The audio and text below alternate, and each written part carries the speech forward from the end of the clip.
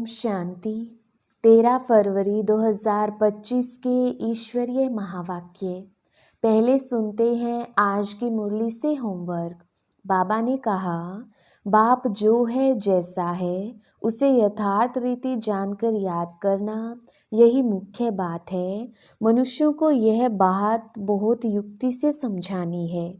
माया की बॉक्सिंग में हारना नहीं है। ध्यान रहे कभी मुख से कुवचन ना निकले, कुदृष्टि, कुचलन, कुकर्म ना हो जाए। फर्स्ट क्लास खुशबूदार फूल बनना है। नशा रहे कि स्वयं भगवान हमको पढ़ाते हैं। बाप की याद में रह सदैव हर्षित रहना है, कभी मुरझाना नहीं है। और अब सुनते हैं महावाक्यों को विस्तार से। मुरली का सार। मीठे बच्चे, बाप जो है जैसा है उसे यथार्थ रीति जानकर याद करना, यही मुख्य बात है। मनुष्यों को यह बात बहुत युक्ति से समझानी है। प्रश्न, सारे यूनिवर्स के लिए कौन सी पढ़ाई है जो यहाँ ही तुम पढ़ते हो? उत्तर, सारे यूनिवर्स के लिए यही पढ़ाई है कि तुम सब आत्मा हो। आत्मा समझकर बाप को याद करो तो पावन बन जाएंगे। सारे यूनिवर्स का जो बाप है वह एक ही बार आते हैं सबको पावन बनाने। वही रचता और रचना की नॉलेज देते हैं। इसलिए वास्तव में यह एक ही यूनिवर्सिटी है। यह बात बच्चों को स्पष्ट कर समझानी है। ओम शांति। भगवानुवाच। अब यह तो रूहानी बच्चे समझते हैं कि भगवान कौन है। भारत में कोई भी यथार्थ रीति जानते नहीं। कहते भी हैं मैं जो हूँ जैसा हूँ, मुझे यथार्थ रीति कोई नहीं जानती। तुम्हारे में भी नंबरवार हैं। नंबरवार पुरुषार्थ अनुसार जानते हैं। भले यहाँ रहते हैं परंतु यथार्थ रीति से नहीं जानते। यथार्थ रीति जानकर और बाप को याद करना यह बड़ी मुश्किलात है। भल बच्चे कहते हैं कि बहुत सहज है, परंतु मैं जो हूँ मुझे निरंतर बाप को याद करना है। बुद्धि में भी यह युक्ति रहती है। मैं आत्मा बहुत छोटा हूँ, हमारा बाबा भी बिंदी छोटा है। आधा कल्प तो भगवान का कोई नाम भी नहीं लेते हैं। दुख में ही याद करते हैं, हे भगवान। अब भगवान कौन है ये तो कोई मनुष्य समझते नहीं। अब मनुष्यों को कैसे समझाएं, इस पर विचार सागर मंथन चलना चाहिए। नाम भी लिखा हुआ है, प्रजापिता ब्रह्मा कुमारी ईश्वरीय विश्वविद्यालय। इससे भी समझते नहीं हैं कि यह रूहानी बेहद के बाप का ईश्वरीय विश्वविद्यालय है। अब क्या नाम रखें जो मनुष्य झट समझ जाएं? कैसे मनुष्यों को समझाएं कि यह यूनिवर्सिटी है? यूनिवर्स से यूनिवर्सिटी अक्षर निकला है। यूनिवर्स अर्थात सारा वर्ल्ड, उसका नाम रखा है यूनिवर्सिटी, जिसमें सब मनुष्य पढ़ सकते हैं। यूनिवर्स पढ़ने के लिए यूनिवर्सिटी है। अब वास्तव में यूनिवर्स के लिए तो एक ही बाप आते हैं। उनकी यह एक ही यूनिवर्सिटी है। एम ऑब्जेक्ट भी एक है। बाप ही आकर सारे यूनिवर्स को पावन बनाते हैं, योग सिखाते हैं। ये तो सब धर्म वालों के लिए है। कहते हैं अपने को आत्मा समझो, सारे यूनिवर्स का बाप है, इनकॉर्पोरियल गॉड फादर। तो क्यों ना इसका नाम spiritual university of spiritual incorporeal God father रखें। ख्याल किया जाता है ना, मनुष्य ऐसे हैं जो सारी वर्ल्ड में बाप को एक भी नहीं जानते हैं। रचता को जाने तो रचना को भी जाने। रचता द्वारा ही रचना को जाना जा सकता है। बाप बच्चों को सब कुछ समझा देंगे, और कोई भी जानते नहीं। ऋषि मुनि भी नेति नेति करते गए। तो बाप कहते हैं तुमको पहले ये रचता और रचना की नॉलेज नहीं थी, अभी रचना ने समझाया है। बाप कहते हैं मुझे सब पुकारते भी हैं कि आकर हमको सुख शांति दो, क्योंकि अभी दुख अशांति है। उनका नाम ही है दुख हरता सुख करता। वह कौन है? भगवान। वह कैसे दुख हर सुख देते हैं ये कोई नहीं जानते हैं। तो ऐसा क्लियर कर लिखें जो मनुष्य समझे कि निराकार गॉड फादर ही यह नॉलेज देते हैं। ऐसे ऐसे विचार सागर मंथन करना चाहिए। बाप समझाते हैं मनुष्य सभी हैं पत्थर बुद्धि। अभी तुमको पारस बुद्धि बना रही है। वास्तव में पारस बुद्धि उन्हें कहेंगे जो कम से कम 50 से अधिक मार्क्स लें। फेल होने वाले पारस बुद्धि नहीं। ये भी कोई समझते नहीं है कि राम को बाण क्यों दिखाए हैं। श्री कृष्ण को स्वदर्शन चक्र दिखाया है कि उसने सबको मारा और राम को बाण दिखाए हैं। एक खास मैगजीन निकलती है जिसमें दिखाया है श्री कृष्ण कैसे स्वदर्शन चक्र से अकासुर बकासुर आदि को मारते हैं। दोनों को हिंसक बना दिया है और फिर डबल हिंसक बना दिया है। कहते हैं उन्हों को भी बच्चे पैदा हुए ना। अरे वह है ही निर्विकारी देवी देवता। वहां रावण राज्य है ही नहीं। इस समय रावण संप्रदाय कहा जाता है। अभी तुम समझते हो हम योग बल से विश्व की बादशाही लेते हैं। तो क्या योग बल से बच्चे नहीं हो सकते? वह है ही निर्विकारी दुनिया।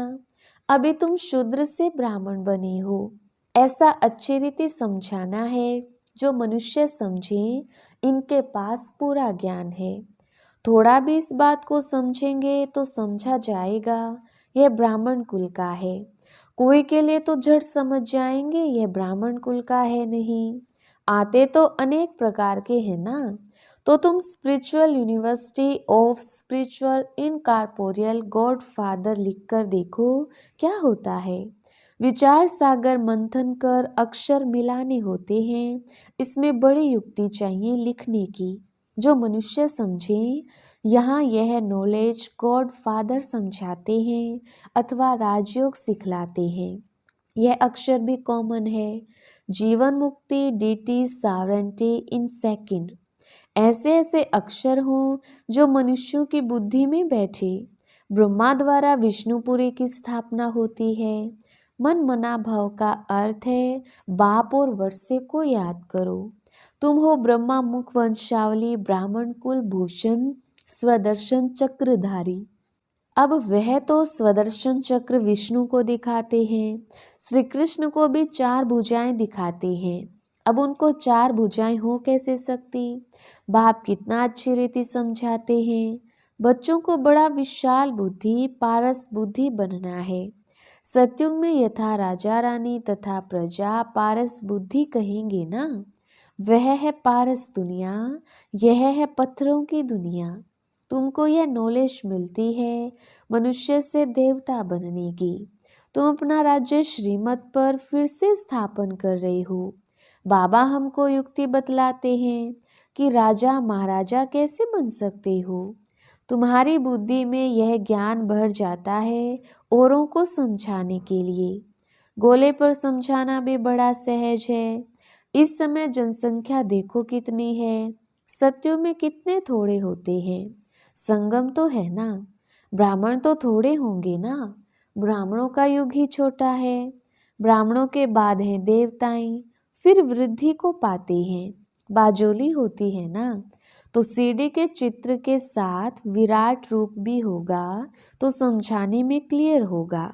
जो तुम्हारे कुल के होंगे उनकी बुद्धि में रचता और रचना की नॉलेज सहज ही बैठ जाएगी। उनकी शक्ल से भी मालूम पड़ जाता है कि ये हमारे कुल का है या नहीं। अगर नहीं होगा तो तवाई की तरह सुनेगा। जो समझू होगा वह ध्यान से सुनेगा। एक बार किसको पूरा तीर लगा तो फिर आते रहेंगे। कोई प्रश्न पूछेंगे और कोई अच्छा फूल होगा तो रोज आपे ही आकर पूरा समझकर चला जाएगा।